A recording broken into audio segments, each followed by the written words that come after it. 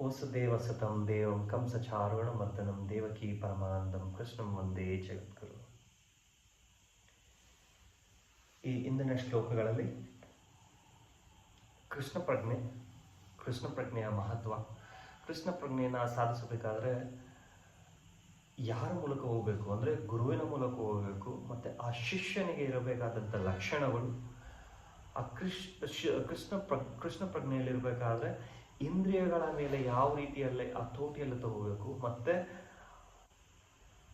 ಬ್ರಾಹ್ಮಣ ಅಥವಾ ವಿದ್ವಾಂಸ ಅಥವಾ ಎಲ್ಲ ವಿದ್ಯೆಯನ್ನು ಗೊತ್ತಿರೋರು ಅವರು ಯಾವ ರೀತಿಯಲ್ಲಿ ಇಂದ್ರಿಯಗಳ ಮೇಲೆ ಆ ತೋಟಿಯಲ್ಲಿ ತಗೊಂಡಿರ್ತಾರೆ ಮತ್ತು ಯಾವ ರೀತಿಯಲ್ಲಿ ಕೃಷ್ಣ ಪ್ರಜ್ಞೆಯನ್ನು ಸಾಧಿಸ್ತಾರೆ ಅನ್ನೋದನ್ನು ನಾವು ಈ ಹಿಂದೆ ಶ್ಲೋಕಗಳಲ್ಲಿ ತಿಳ್ಕೊಂಡಿದ್ವಿ.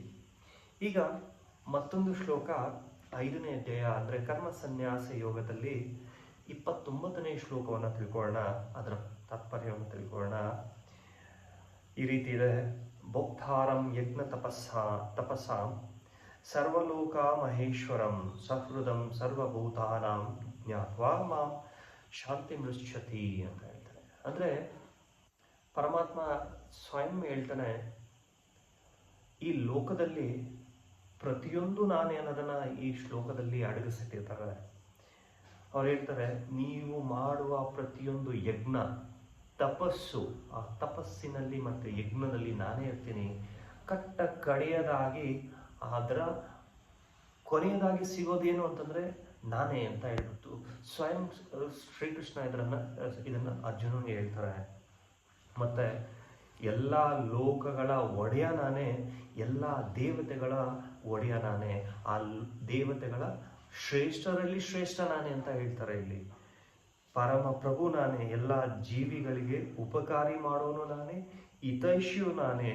ಇದನ್ನು ಅರಿತಿರುವಂಥ ಮನುಷ್ಯ ಐಹಿಕ ದುಃಖಗಳ ಯಾತನೆಯಿಂದ ಮುಕ್ತನಾಗಿರ್ತಾನೆ. ಅಂದರೆ ತಾನು ಕೃಷ್ಣ ಪ್ರಜ್ಞೆಯಲ್ಲಿರಬೇಕಾದ್ರೆ ತಾನು ಅರಿಬೇಕಾಗಿರೋದಿಷ್ಟೇ, ನನ್ನದು ಅನ್ನೋದು ಏನಿಲ್ಲ, ಎಲ್ಲ ಪರಮಾತ್ಮನದೇ, ಎಲ್ಲ ಶ್ರೀಕೃಷ್ಣನ ಇಚ್ಛೆ. ಅವನೇ ಪ್ರಭು, ಅವನೇ ಭಗವಂತ, ಅವನೇ ಎಲ್ಲದರ ಪ್ರಭು ಅವನೇ. ಮತ್ತು ಅವನು ದೇವತೆಗಳಲ್ಲಿ ಶ್ರೇಷ್ಠನಾದವನು, ಲೋಕದ ಒಡೆಯ ಆಗಿರ್ತಾನೆ, ಎಲ್ಲದಕ್ಕೂ ಅವನೇ ಅಂತ ಹೇಳ್ತಾನೆ. ಇದನ್ನು ಶ್ವೇತಾಶ್ವರ ಉಪನಿಷತ್ ಹೇಳ್ತಾರೆ. ತಮ್ ಈಶ್ವರಣ ಪರಮಂ ಮಹೇಶ್ವರಂ ಅಂತ ಹೇಳ್ತಾರೆ. ಅಂದರೆ ದೇವತೆಗಳಲ್ಲಿ ಶ್ರೇಷ್ಠರು ಮಹೇಶ್ವರ ಮತ್ತು ಬ್ರಹ್ಮ, ಅವರಿಗಿಂತೂ ಶ್ರೇಷ್ಠವಾದವರು ಮಹಾವಿಷ್ಣು ಅಥವಾ ಶ್ರೀಕೃಷ್ಣ ಪರಮಾತ್ಮ ಅನ್ನೋದನ್ನು ಇಲ್ಲಿ ಸ್ವಯಂ ಹೇಳ್ಕೊತಾರೆ. ಇದನ್ನು ಅರಿತಿರುವಂಥ ಮನುಷ್ಯ ತಾನು ನನ್ನದಲ್ಲ, ಎಲ್ಲವನ್ನೂ ಈಶ್ವರನ ಇಚ್ಛೆ ಅಥವಾ ಪರಮಾತ್ಮನ ಇಚ್ಛೆ, ಎಲ್ಲನೂ ಶ್ರೀಕೃಷ್ಣನ ಇಚ್ಛೆ ಅಂತ ತಿಳ್ಕೊಂಡು ತನ್ನನ್ನು ಶ್ರೀಕೃಷ್ಣ ಪ್ರಜ್ಞೆಯಲ್ಲಿ ಆಧ್ಯಾತ್ಮಿಕದಲ್ಲಿ ತೋರಿಸ್ಕೊಂಡಿರುವಂಥ ಮನುಷ್ಯ ಯಾವುದೇ ಒಂದು ಹೊರ ಪ್ರಪಂಚದ, ಐಹಿಕ ಪ್ರಪಂಚದ ಒಂದು ದುಃಖಗಳಲ್ಲಿ ಪಾಲು ತಗೊಳ್ಳೋದಿಲ್ಲ.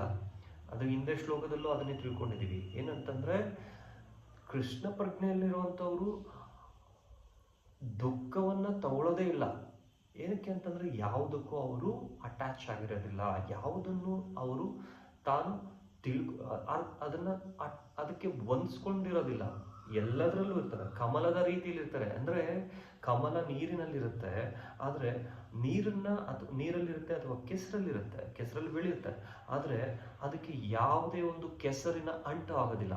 ಆ ರೀತಿಯಾಗಿರ್ತಾರೆ ಅನ್ನೋದನ್ನು ಇಲ್ಲಿ ಈ ಶ್ಲೋಕದಲ್ಲಿ ಶ್ರೀಕೃಷ್ಣ ಪರಮಾತ್ಮ ಅಡಗಿಸಿಟ್ಟಿರ್ತಾರೆ. ಇದನ್ನು ತಿಳ್ಕೊಂಡಿದ್ರೆ ಆ ದುಃಖಗಳ ಒಂದು ಸುಖದ ಪರಮ ಸುಖ ಅಂತಂದರೆ ಶ್ರೀಕೃಷ್ಣ ಪರಮಾತ್ಮನೇ ಅಂತ ಹೇಳ್ತಾರೆ.